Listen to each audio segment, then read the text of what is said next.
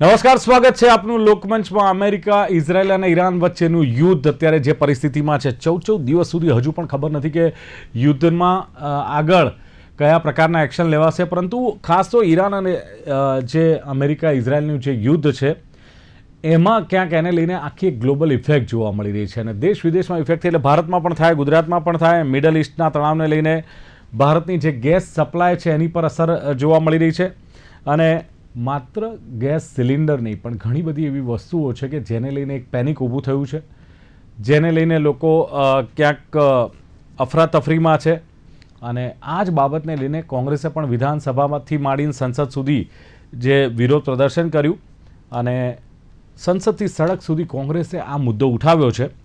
કટોકટીના મુદ્દે ગુજરાત વિધાનસભા સંકુલમાં પણ કોંગ્રેસે હોબાળો મચાવ્યો અને અમિત ચાવડા કે જેઓ ગેસનો બાટલો ઉચકીને વિધાનસભામાં પહોંચ્યા તો તુષાર ચૌધરીએ લાકડા ઉચકીને વિધાનસભામાં પહોંચીને આ દેખાવ કર્યા હતા। તો ગેસના ખાલી બાટલા, પોસ્ટરો અને લાકડા સાથે કોંગ્રેસે વિધાનસભામાં સૂત્રોચ્ચાર કર્યા અને દિલ્હી ખાતે વાત કરીએ તો લોકસભા અને રાજ્યસભા સંસદનું સત્ર જે ચાલી રહ્યું છે ત્યાં પણ કોંગ્રેસે દેખાવ કર્યા છે અને મિડલ ઇસ્ટનું જે યુદ્ધ છે એમાં ન માત્ર ગેસ પણ હવે મિનરલ વોટર એના પણ ક્યાંક એવું કહેવાય છે કે ભાવ વધી રહ્યા છે। ગેસ સિલિન્ડરમાં અછત સર્જાતા જે ઇલેક્ટ્રિક સગડી છે એની ડિમાન્ડ પણ વધી છે। એલપીજી અને નેચરલ ગેસની કટોકટીને કારણે સામાન્ય જનતા અત્યારે ક્યાંક ટેન્શનમાં છે અને બ્લેક માર્કેટિંગ રોકવા નો ડાઉટ રાજ્ય સરકારે કડક આદેશો આપ્યા છે। રાજ્ય સરકારને કેન્દ્ર સરકાર કહી રહ્યા છે, હરદીપસિંહ પુરી જે કેન્દ્રીય મંત્રી છે એમણે તો કહ્યું છે કે પુરવઠો પૂરતો છે, કોઈ ચિંતાની જરૂર નથી અને જો આંતરરાષ્ટ્રીય બજારમાં હજુ પણ તેલના ભાવ વધે તો એની અસર આ જીવન જરૂરિયાતની ચીજ વસ્તુઓ પર પડે। સુરતનો હીરા ઉદ્યોગ હોય, મોરબીનો સિરામિક ઉદ્યોગ હોય, કાપડ ઉદ્યોગ હોય, વૈશ્વિક જે માંગ હતી એની પર સીધી અસર જોવા મળી રહી છે અને યુદ્ધની આશંકાએ માર્કેટમાં, સ્ટોક માર્કેટમાં એટલે મોટો એક ઘટાડો જોવા મળ્યો। ગઈકાલની વાત કરીએ તો લગભગ 6 લાખ કરોડનું ધોવાણ થયું, તો શુક્રવારે લગભગ 7 લાખ કરોડનું ધોવાણ રોકાણકારોનું થયું છે। લોકોની સંપત્તિ ઘટી છે। આની વચ્ચે ઈરાન યુદ્ધની આગ મોંઘવારીની જાળમાં લપેટાઈ રહી છે કે કેમ, આ મુદ્દે ચર્ચા કરવી છે અને ચર્ચા કરવા માટે મારી સાથે જોડાયા છે ભારતીય જનતા પાર્ટીના નેતા ઉર્વિશ કંથારિયા છે। ઉર્વિશજી, સ્વાગત છે આપનું લોકમંચમાં। ધન્યવાદ। સાથે જ કોંગ્રેસના પ્રવક્તા CA chartered accountant Himanshu Patel છે। હિમાંશુજી, આપનું સ્વાગત।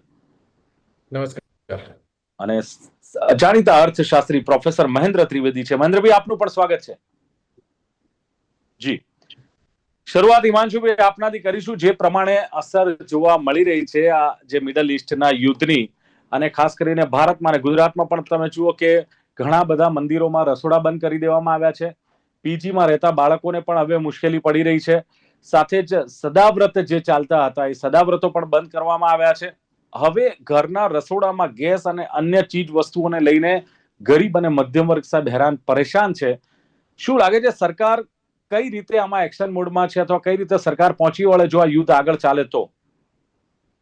જે પ્રમાણે અત્યારે કોમ્પ્રોમાઇઝ સરકાર થઈ રહી છે, જે દરેક ફોર્મ્યુલામાં કોમ્પ્રોમાઇઝ એક મિનિટ પહેલા હું ઉર્વિશભાઈને પ્રવક્તા તરીકે સત્તા પક્ષના કે પૂછી લઉં, પછી હું આપનો રિપ્લાય લઉં। ઉર્વિશભાઈ, આપનું સરકાર કઈ રીતે એક્શનમાં છે? સરકાર સતર્ક છે આ બાબતે અને પુરવઠાની ખાસ કરીને જે ચિંતા ઊભી થઈ છે એ બાબતે શું કરી શકાય એ માટે એક્શન મોડમાં છે। એ જેવી રીતે કે રાંધણ ગેસની વાત છે, એલપીજી સિલિન્ડર્સની, એમાં લગભગ 50% પ્રોડક્શન આપણે દેશમાં કરીએ છીએ અને એ પ્રોડક્શનમાં પણ વધારો થાય એ પ્રમાણેની એક્શન લેવામાં આવી છે। જે કંઈ પ્રોડ્યુસર્સ છે એમને આદેશ આપવામાં આવ્યા છે અને ઘરેલું પ્રોડક્શન આપણું વધી શકે એ માટે પ્રયત્નો આદર્યા છે। બીજું કે આપણે અન્ય દેશો પાસેથી પણ એલપીજી કેવી રીતે વધારે સારી રીતે મેળવી શકીએ અને પુરવઠાની જે ખેંચ જે પડવાની સંભાવના છે એને આપણે કેવી રીતે પૂરી શકીએ એ બાબતે પણ સરકાર એક્શન મોડમાં છે। હવે સતર્ક રહીને આપણે એ તો જોવાનું જ છે કે યુદ્ધ કેવી રીતના આગળ વધે છે, એની શું અસર થાય છે, પેટ્રોલના ભાવ ઉપર શું અસર થાય છે, કારણ કે ભાવ એક એવી વસ્તુ છે કે એમાં આપણું નિયંત્રણ નથી। આંતરરાષ્ટ્રીય કક્ષાએ ભાવો નક્કી થાય છે અને આપણે આયાત કરીએ છીએ. પરંતુ અત્યારની પરિસ્થિતિ જોતા સરકાર નિયંત્રણમાં છે.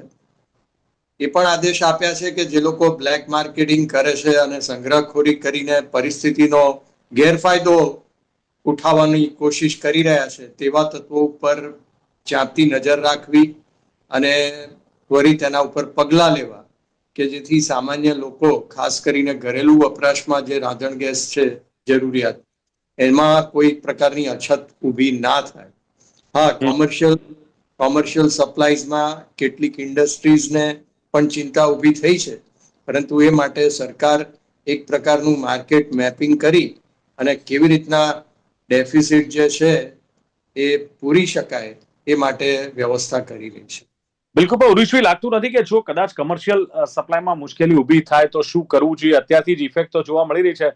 સુરતના ટેક્સટાઇલ ઉદ્યોગમાં, મોરબીના સિરામિક ઉદ્યોગમાં, અન્ય નાના મોટા ઉદ્યોગમાં પણ રો મટીરિયલને લઈને જે આયાત નથી થઈ રહી એને લઈને તો અલગ અલગ જે વેપારી એસોસિએશન છે કે પછી સંગઠનો છે કે પછી જીસીસીઆઈ છે, આની સાથે બેઠક કરવી જોઈએ અને આનો કંઈક ઉકેલ લાવો અથવા આ દિશામાં કઈ દિશામાં આગળ વધવું છે એવી બેઠકો સરકારે કરવી જોઈએ, જે હજુ સુધી નથી થઈ. જી, આ દિશામાં એકચ્યુઅલી પેટ્રોલિયમ સેક્રેટરીએ આજે જે નિવેદન કર્યું મેડમ સુજાતા શર્માજીએ, એ દરેક સેક્ટરની ડિમાન્ડ શું પોઝિશન છે અને એની સામે સપ્લાય પોઝિશન શું છે એનું એક પ્રમાણેનું માર્કેટ મેપિંગ કરવામાં આવી રહ્યું છે, જેથી દરેક ઇન્ડસ્ટ્રી કે જેવી રીતે મોરબીના સિરામિક, તો એમને પ્રોપેન આધારિત એમને રિક્વાયરમેન્ટ હોય છે, તો એ પુરવઠો કેવી રીતે પૂરો પાડી શકાય એ માટેની વ્યવસ્થામાં શું થઈ શકશે, એ ઇન્ડસ્ટ્રીયલ ઇન્ટરેક્શન સ્ટાર્ટ થઈ ગયા છે અને જે સૂચનો આવી રહ્યા છે બધાના સૂચનો આવકાર્ય છે અને એ પ્રમાણે વ્યવસ્થા જે થઈ શકે એ વ્યવસ્થા બધી કરવા માટે સરકાર અત્યારે ગંભીર પ્રયત્નો આદરી રહી છે. રશિયા પાસેથી ઓઇલ લેવાનું આપણું કાર્ય ચાલુ છે. 39 દેશો પાસેથી આપણે ક્રૂડ ઓઇલ આપણે આયાત કરી શકીએ એમ છીએ. અન્ય રૂટ ઉપરથી પણ આયાત કરી શકીએ એમ છીએ. અને હોર્મુઝની ખાડીમાં જે પરિસ્થિતિ સર્જાઈ છે તો ત્યાંથી પણ આપણે ઈરાનની નેવી સાથે પણ સંકલન કરી અને આપણી જે જરૂરિયાતની જે શિપ્સ છે, વેસલ્સ છે, એ આવી શકે એ માટેની વ્યવસ્થા કરી છે. વ્યવસ્થા નથી થઈને હજુ પણ ઈરાન એ માટે સહમત થાય છે કે કેમ, અગ્રી થાય છે કે કેમ, એક મોટો સવાલ છે. પણ હિમાંશુભાઈ જે પ્રમાણે કહ્યું કે યુદ્ધમાં શું થાય ખબર નથી. બીજી એક વસ્તુ કે જે ઉર્વિશ કંથારિયાજીએ કહી કે ભાઈ પુરવઠાની ખેંચ છે પણ કેવી રીતે પૂરી શકાય તે બાબતે સરકાર સતર્ક છે, બેઠકો સતત ચાલુ છે અને કમર્શિયલ સપ્લાયમાં ચિંતા ખરી, પણ એકંદરે ઘરેલું કોઈ તકલીફ ન પડે એને માટે સરકાર એક્શન મોડમાં છે, કાળા બજારીઓ ઉપર નજર છે, એટલે સરકાર એક્શન મોડમાં તો ક્યાંક દેખાઈ રહી છે, જેને લઈને હજુ સુધી એટલી તકલીફ નથી પડી રહી. હિમાંશુભાઈ, જો છેલ્લા 12 વર્ષથી આપણે સેન્ટ્રલમાં નરેન્દ્ર મોદીની સરકાર છે, ત્યારે આપણે એક્શન મોડમાં જો હોય આ સરકાર, તો આજે ઇમ્પોર્ટ ઉપર આપણે આધારિત છે ક્રૂડનું, તો એ ઘટવું જોઈએ. 2022નો એમનો ટાર્ગેટ હતો કે આપણું ઇમ્પોર્ટ 67% સુધી ઘટાડવાનું. જ્યારે 2014માં ઇમ્પોર્ટ આપણું જે ક્રૂડ ઓઇલનું થતું 77.6% થતું હતું, આજે 2026માં 88.6% થઈ ગયું. એટલે તમારી ઇમ્પોર્ટ જે છે એ વધી ગયું, નિર્ભરતા તમારી 14.2% વધી ગઈ. અને જ્યારે ઉત્પાદન છે જે 2014માં 37.8 મિલિયન મેટ્રિક ટન થતું હતું, તે અત્યારે ઘટી ગયું 2026માં 28 મિલિયન મેટ્રિક ટન થઈ ગયું. તો તમારું ઉત્પાદન ઘટ્યું છે, તમારી ઇમ્પોર્ટ વધી ગયેલું છે. જો આ જ સરકાર પૂર્ણ બહુમતીમાંથી ક્રૂડ ઇમ્પોર્ટનું આપણે જે ભારણ છે, આપણું જે ટ્રેઝરી બિલમાં જે કહેવાય કે આપણે ત્યાં ડોલર અત્યારે જે પ્રમાણે વધી રહ્યો છે, મેન આપણને આનું જ ભારણ આપણને પડી રહ્યું છે, કેમ કે આપણું ઇમ્પોર્ટ આ ક્રૂડનું બધાનું વધારે છે. હવે સરકારે ટાર્ગેટ 2022માં 67% સુધી મૂકેલો કે આપણે ઇમ્પોર્ટ આપણું 67% સુધી ઘટાડી દઈશું. આ તો વધી ગયું. તમે સમજો કે તો સરકારની ફેલ્યોર નીતિ દેખાઈ રહી છે. અત્યારે વોર તો અત્યારે આવ્યું, વોરના પહેલાની હું વાત કરું છું. જો વોર પહેલાની સિચ્યુએશન્સમાં આપણે કન્સિડર કરીએ તો ઉત્પાદન ઘટ્યું છે, ઇમ્પોર્ટ વધ્યું છે. એટલે સરકારની મંશા કોઈ પણ સંજોગોમાં ક્રૂડ મીન્સ ઇમ્પોર્ટ ઘટાડવાની છે જ નહીં, ઇમ્પોર્ટ વધારવાની જ છે અને ઉત્પાદન વધારવાની કોઈ શક્યતા દેખાતી નથી. બીજું રહ્યું હવે આ વોરની વાત. હવે જે વોર અત્યારે અચાનક આવી ગઈ, આ પહેલા પણ આપણને રશિયા યુક્રેનની વોર આવેલી હતી, તેમ છતાં પણ આપણને ઓઇલ આપણને સસ્તા દરે મળતું હતું. રશિયા આપણું ફ્રેન્ડ હતું અને આપણને સસ્તા દરે આપતું હતું. પરંતુ અત્યારે જે કોમ્પ્રોમાઇઝ આપણે જે એપ્સ્ટીન ફાઇલને અનુસંધાનમાં કરવામાં આવ્યા અને સમય સંજોગો અનુસાર તો અત્યારે બંને વસ્તુ વસ્તુ જે હરદીપ પુરીને જ નડી રહી છે. એ એપ્સ્ટીન ફાઇલમાં પણ એમનું નામ છે અને અત્યારે ગેસના અનુસંધાનમાં પણ એમને અત્યારે ગેસની અછત ઊભી થઈ જાય તો પેટ્રોલિયમ મિનિસ્ટર તરીકે એમના ઉપર જ માછલા ધોવામાં આવે છે. કેમ કે જ્યારે એકાઉન્ટેબિલિટીની વાત આવે છે ત્યારે જે તે પ્રૂવ મિનિસ્ટર થઈ ગયું છે કે પુરીનું નામ છે એવું પ્રૂવ થઈ ગયું છે હિમાંશુભાઈ એપ્સ્ટીન ફાઇલમાં? નામ તો છે જ ને, નામ તો છે જ ને. આજે પ્રૂવ થઈ જ ગયેલું છે. એમનું નામ તો છે, એમને કબૂલ્યું છે કે નામ છે. મારા મિત્ર મળેલો હતો અને એમને જે પોઝિશન નથી કોઈ, તેમ છતાં એપ્સ્ટીનને એ વખતે મળેલા હતા. કોઈ એ વખતે કોઈ મિનિસ્ટ્રીમાં કશામાં નતા, કોઈ સરકારી ખાતામાં નતા ને એ વખતે મળેલા હતા. એટલે હવે એમનું નામ તો એમને કીધું છે કે હું મળેલો છું વસ્તુ. એટલે એ એપ્સ્ટીન ફાઇલમાં એ વાતો આવેલી છે, એના લીધે દબાવમાં વાતો આવે છે.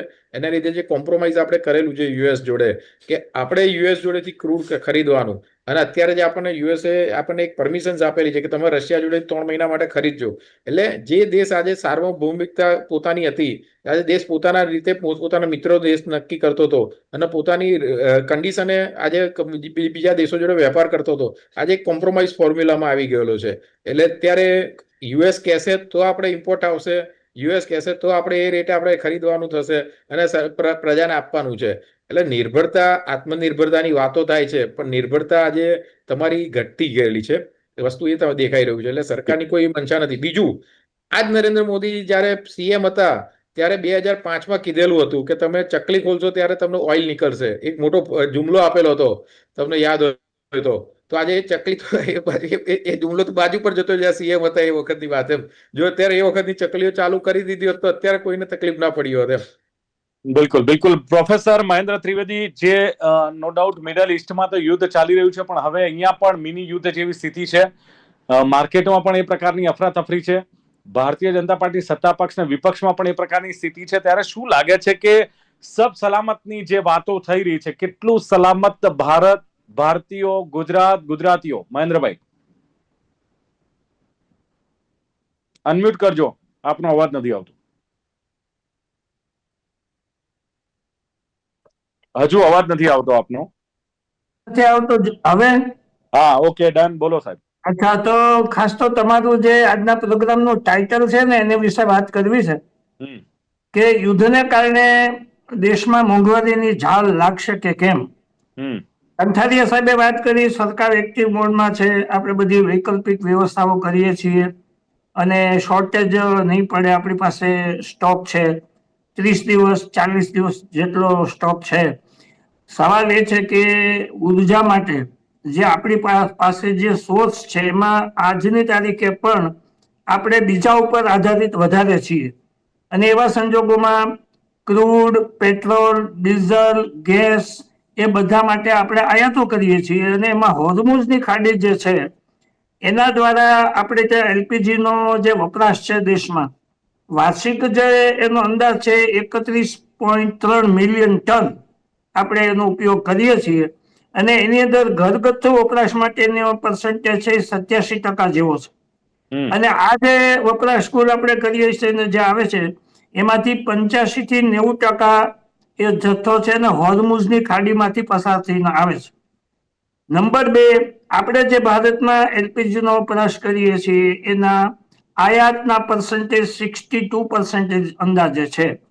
તો આની ઉપરથી પ્રશ્નની ગંભીરતા એ છે કે યુદ્ધ જો લાંબુ ચાલે એ ચાલશે, કારણ કે ઈરાને જે પ્રી કન્ડિશન મૂકી છે 3, એ કોઈ પણ સંજોગોમાં ટ્રમ્પ એમાં એગ્રી થશે નહીં, અથવા એ થઈ શકે એવીની કન્ડિશન નથી, કારણ કે યુએસનું ઇકોનોમી દેવામાં ડૂબી ગયેલું છે.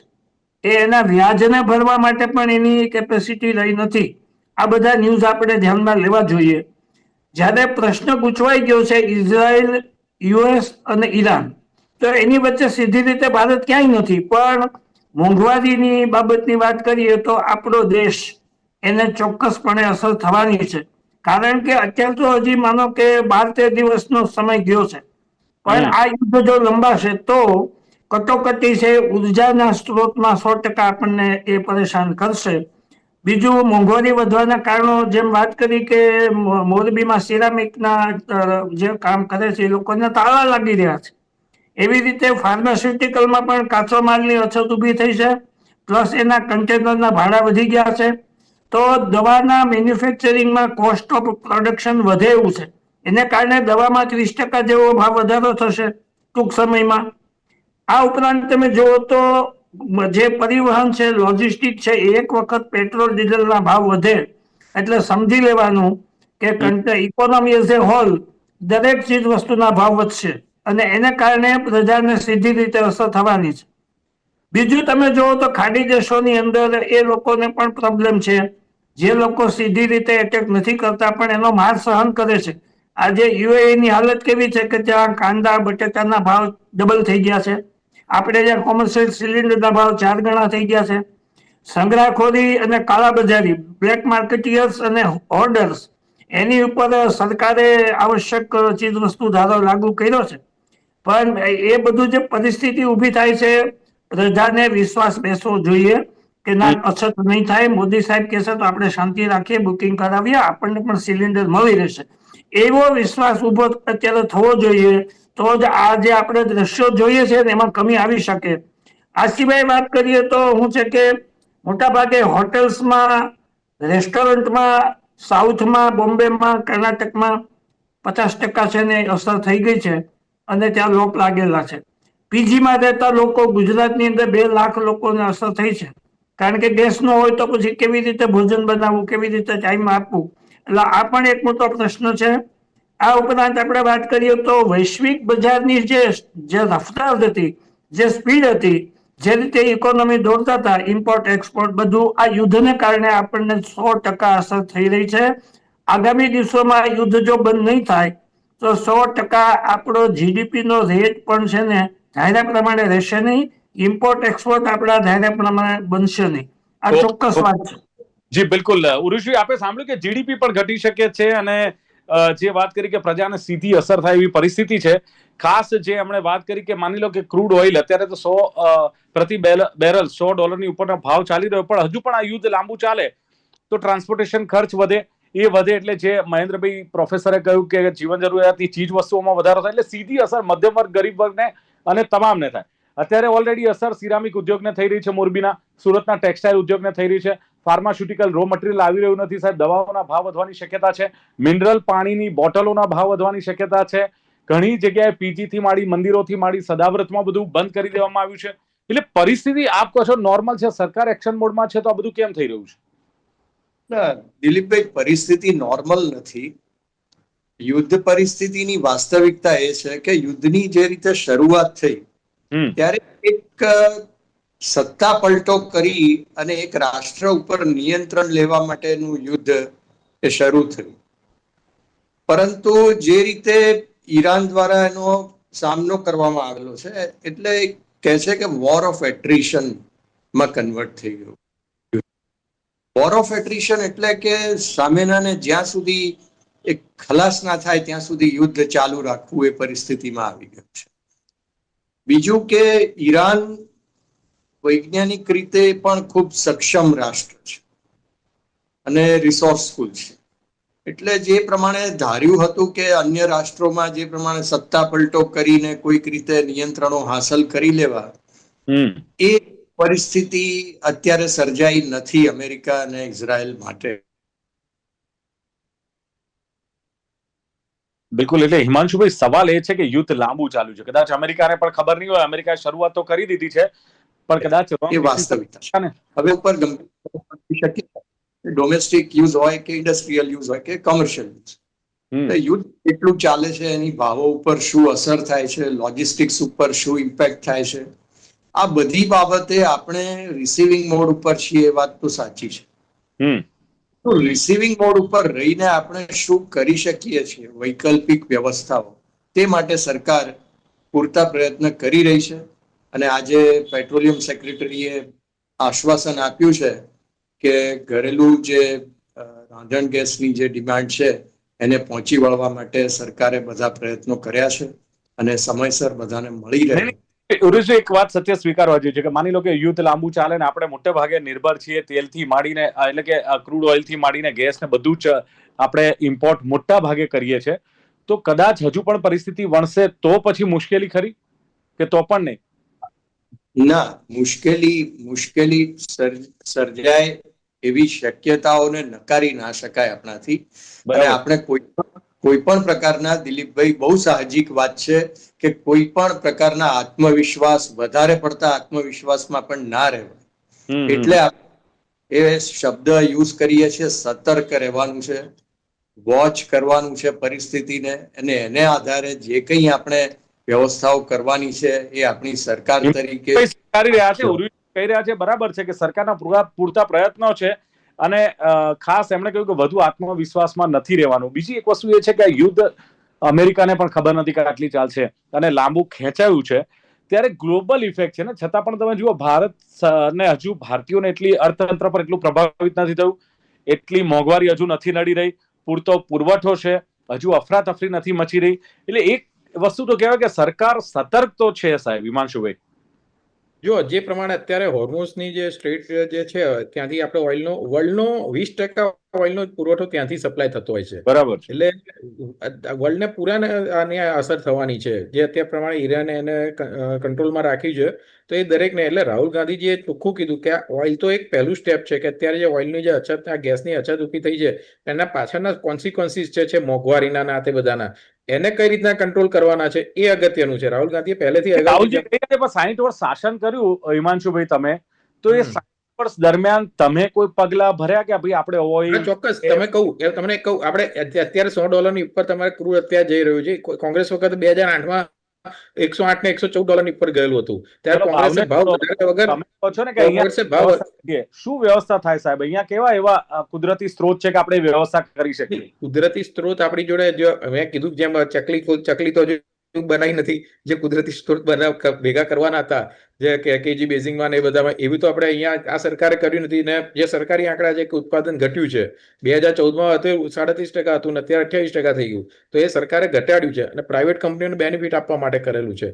બરાબર. તો આજે તમે વસ્તુ સમજો કે સરકારની મંશા જે ઉત્પાદન વધારવાની નથી અને ઇમ્પોર્ટ કરવાની છે, તો એના પરથી આ સરકાર, બીજું તો થઈ શકતું નથી. હવે પ્રજાને કઈ રીતના રાહત આપવી? જો આ સરકારે કોવિડ વખતે પણ પેટ્રોલના ભાવ તમે સમજો કે એ વખતે $30 ની અંદર જતા રહેલા, તેમ છતાં પણ $20 વધારો કરેલો. પ્રજાને જ્યાં જરૂરી હતી કે પ્રજાને સહાય કરવાની હોય ત્યારે પણ વધારો કરેલો. એટલે આ જે વેપારી સરકાર છે, એટલે આ તકનો લાભ ઉઠાઈને પણ કદાચ એમના જ માનીતા લોકો જે અત્યારે સંગ્રહખોરી કરીને પછી કદાચ બ્લેકમાં વેચશે, એવું લાભ લઈને કોંગ્રેસ કેમ સત્તા પક્ષને પડખે નથી રહેતી? આ ગ્લોબલ જે ઇમરજન્સી આવી છે, કોંગ્રેસે તો મેં કીધું તો ખરું કે રાહુલ ગાંધીજીએ કે ત્યાં વોર્ન કર્યા કે તમે અત્યારે જે છે, તમે અત્યારે આના સ્ટેપ્સ લો. અત્યારે હવે કોંગ્રેસ તો જોડે જ છે, કોંગ્રેસ હંમેશા સરકાર જોડે જ રહેલી છે. સરકારને, કેમ કે પ્રજાના પ્રશ્નોને લઈને વાત કરે છે. સરકારની નરેન્દ્ર મોદી જોડે કે બીજા કોઈ જોડે કોઈ પર્સનલી કોઈ છે નહીં વસ્તુ ભાજપ જોડે કે, પણ સરકારના જે પ્રશ્નો, સરકાર શું કરે છે કે અત્યારે જે પ્રજાના પ્રશ્નો એનાથી વિમુખ વાતો કરતી હોય છે અને કે અમારે અહીંયા બધું સારું છે, અમે આ રીતના છે, બીજા પ્રવાસમાં જાય એની વાતો થતી હોય, પણ જે પ્રજાના પ્રશ્નોની વાતો નથી થતી. એટલે રાહુલ ગાંધીએ ચોખ્ખું વાત કરી કે અત્યારે તમે જે આ ઓઇલનો જે પુરવઠાનો તો ઇસ્યુ છે, એના પછી જે કોન્સિક્વન્સીસ આવે છે એ બહુ ભારે છે. એટલે બહુ મોટી. હવે શું થઈ શકે? માની લો કે યુદ્ધ લાંબુ ચાલે છે, તો કઈ રીતે સર્વાઈવ કરી શકીશું? શું લાગે છે, એના ઓપ્શન કયા લાગે છે આપને? ઓપ્શન માટે તો આપણે એમ કહી શકીએ કે જે ગવર્મેન્ટે જે સૂત્ર આપ્યું છે આત્મનિર્ભર ભારત, એને અમલમાં મૂકવા અત્યારનો સમય આપણી રીતે સૌથી શ્રેષ્ઠ માનવાનો. ઓઇલ ઉપર જ્યાં સુધી આપણે બીજા ઉપર ડિપેન્ડન્ટ રહીશું ત્યાં સુધી કાયમ માટે આ પ્રશ્ન રહેવાનો છે. નંબર 2, રીતે થઈશું આપણે? 80-90% તો આપણે ઇમ્પોર્ટ કરીએ છીએ, ઓઇલ, ગેસ, આ બધું. તો આત્મનિર્ભર કેવી રીતે થઈશું? એમાં તમે જુઓ કે છેલ્લા 15 વર્ષમાં જે બદલાવ આવ્યો છે, તમે ઓબ્ઝર્વ કરો કે આપણે ઉર્જાના જે અલગ અલગ સોર્સને આપણે એક્સપ્લોર કરી રહ્યા છીએ. એમાં સૌર ઉર્જા પણ આવી જાય, વિન્ડ મિલ છે, સોલાર પેનલ લગાવીએ છીએ. અલગ અલગ પ્રકારના સાધનોથી ઉર્જા મેળવવાના પ્રયત્ન કરવા પડશે. બીજું, ગેસ આધારિત જે કામ થાય છે એની જગ્યાએ સ્ટવ છે અથવા તો ઇલેક્ટ્રિક વ્હીકલ છે. ઇલેક્ટ્રિકલ વ્હીકલ જો આવી જાય ને ઈવી, તો પણ પ્રદૂષણ મુક્ત ભારત બને અને ઓઇલ, પેટ્રોલ, ડીઝલનો પ્રશ્ન હળવો બને. તો વૈકલ્પિક વ્યવસ્થા એટલે એવું કે બીજા રસ્તેથી આપણે ત્યાં પેટ્રોલિયમ પ્રોડક્ટ આવે એના માટે આપણે પ્રયત્ન કરી શકીએ. ઓવરનાઇટ આપણે સ્ટોરેજ કેપેસિટી વધારી શકશું નહીં, કારણ કે આપણે ચાઇના નથી. આપણે યાદ રાખવું જોઈએ કે આપણે અત્યારથી આની ઉપરથી લેસન લેતા લેતા આપણે આગળ વધ્યા છીએ. અને આ વિકાસ ખરેખર આપણા દમ ઉપર આપણે કરવાનો છે એમ માનીને જે કંઈ અત્યારે કન્ડિશન છે એને ઓપોર્ચ્યુનિટી માનીને આગળ વધશું તો 100% પ્રોબ્લેમ નહીં થાય. બિલકુલ અત્યારે જે કન્ડિશન છે એને માનવી એક વૈકલ્પિક વ્યવસ્થા પ્રધાનમંત્રીજીએ કીધેલી નારામાંથી ગેસ ઉત્પાદન કરવાની, એ પણ કદાચ વિચારવી જોઈએ. ચલો હવે બધું વિચારીશું, પણ જે પ્રમાણે ઉર્વિશભાઈએ કહ્યું કે સરકાર સતર્ક છે અને પુરવઠા બાબતે પણ એક્શનમાં છે. એમણે કહ્યું કે રાધણ ગેસના 50% પ્રોડક્શન આપણા દેશમાં થાય છે એને વધારવાની પણ વાત કરી છે. સાથે એમણે કહ્યું કે પુરવઠાની ખેંચ કેવી રીતે પૂરી શકાય તે બાબતને લઈને સરકાર વિચારી રહી છે. અને યુદ્ધનું શું થાય છે, ભાવ નક્કી ન થાય, મોટે ભાગે એમનું કહેવું છે કે આપણે આયાત પર નિર્ભર છે. એ વાત એમણે સ્વીકારી છે. ડિમાન્ડ અને સપ્લાય નું જે માર્કેટ મેપિંગ છે એ પણ અત્યારે કરવામાં આવી રહ્યું છે અને સરકારના પૂરા પ્રયત્નો છે. એમણે કહ્યું કે આત્મવિશ્વાસ આપણે રાખીએ પણ અતિ આત્મવિશ્વાસમાં ન રાખવું જોઈએ, સતર્ક રહેવાની પણ એમણે વાત સ્વીકારી છે. હિમાંશુભાઈએ કહ્યું એમ કે આ 12 વર્ષથી જો ઇમ્પોર્ટ પર આપણે આધારિત છે, આપણું ઇમ્પોર્ટ ઘટવું જોઈએ અને ઇમ્પોર્ટ ઘટાડવાની વાત નરેન્દ્ર મોદીએ કરી હતી, આ સરકારે કરી હતી. 2014ના આંકડા આપ્યા, 2026માં 88% જેટલું કહ્યું, એટલે 2022માં 67% ઇમ્પોર્ટનો જે ટાર્ગેટ હતો ઘટાડવાનો, પણ ઇમ્પોર્ટ વધી ગયું છે. હિમાંશુભાઈ કહે છે ઘટ્યું નથી, ઉત્પાદન ઘટ્યું અને ઉપરથી ઇમ્પોર્ટ વધ્યું છે એમનું કહેવું છે. યુએસ જોડે ક્રૂડ ખરીદવાની જે શરત જે છે એ રશિયા મંજૂરી આપે ત્યારે જ આપણે કદાચ રશિયા જોડે જે ખરીદવાનું છે, યુએસ મંજૂરી આપે ત્યારે જ આપણે રશિયા જોડે ખરીદવાનું. આ વાત પણ એમણે કરી. આત્મનિર્ભર નહીં પણ હવે નિર્ભરતા વધી ગઈ છે. હિમાંશુભાઈ કહી રહ્યા છે ઉત્પાદન વધારવાની મંશા જ આ સરકારની નથી. અને મહેન્દ્રભાઈએ કહ્યું એમ કે સરકાર એક્ટિવ મોડમાં છે, વૈકલ્પિક વ્યવસ્થાઓ કરવાની વાતો થઈ રહી છે ઉર્જાના સ્ત્રોત છતાં પણ જે ક્રૂડ, પેટ્રોલ, ડીઝલ, ગેસ આપણે ઇમ્પોર્ટ કરવું પડે છે, આપણી મજબૂરી છે, મહેન્દ્રભાઈ કહે છે. અને વપરાશની ટકાવારી પણ એમણે આપી છે 85 થી 90% જે આપણે ઇમ્પોર્ટ કરીએ છીએ. હોર્મોઝની ખાડીની પણ એમણે વાત કરી અને યુદ્ધ લાંબુ ચાલે તેવી શક્યતા છે. મામલો ગૂંચવાયો છે પ્રોફેસર કહી રહ્યા છે. અને ક્યાંક જે પ્રમાણે વાત કરી છે કે ફાર્માસ્યુટિકલ, ટેક્સટાઇલથી લઈને સિરામિકમાં ક્યાંક ચોક્કસ અફરાતફરી ભાવ વધારો પણ જોવા મળ્યો. પેટ્રોલ ડીઝલના ભાવ વધે તો જીવન જરૂરિયાતની ચીજ વસ્તુઓ પણ વધે. પણ એમનું કહેવું છે કે ઉર્જાના સ્ત્રોત વિશે પણ વિચારવું જોઈએ. ગ્રીન એનર્જી, સોલાર અને ઈવી એની પણ વાત કરી કે પ્રયત્નો એક તરફ ચાલુ છે, એવું નથી કે પ્રયત્નો નથી. જોવાનું એ રહેશે કે આ યુદ્ધ કેટલું લાંબુ ચાલે છે અને હજુ પણ આવનારા દિવસોમાં એની અસર કયા પ્રકારની રહેશે. ચર્ચાનું સમાપન કરીએ છીએ. ઉર્વિશ કંથારિયા, સીએ હિમાંશુ પટેલ અને પ્રોફેસર મહેન્દ્ર ત્રિવેદી ત્રણે જોડા ખૂબ આભાર. Thank you very much. Thank you, ધન્યવાદ. તો દર્શક મિત્રો, લોકમંચ કાર્યક્રમમાં હતી આજની ચર્ચા. ઈરાન યુદ્ધની આગ ગુજરાતમાં અને ભારતમાં શું મોંઘવારીની ઝાળ. ફરી મળીશું એક નવી ચર્ચા સાથે. જોતા રહો ગુજરાત ન્યૂઝ. નમસ્કાર.